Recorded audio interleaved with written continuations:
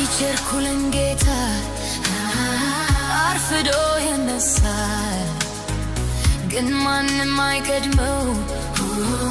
በጊዜው ይደርሳል ጌታን ከዙፋኑ ለማውረድ የለፉ ትላንት የነበሩ ዛሬ ግን የጠፉ እጅግ ብዙ ናቸው ታዲያ ምን ያደርጋል ሞት አሸነፋቸው በዚህ ሁሉ ዘመን ኢየሱስ ጌታ ነው ትላንትናም ዛሬም ለዘላለም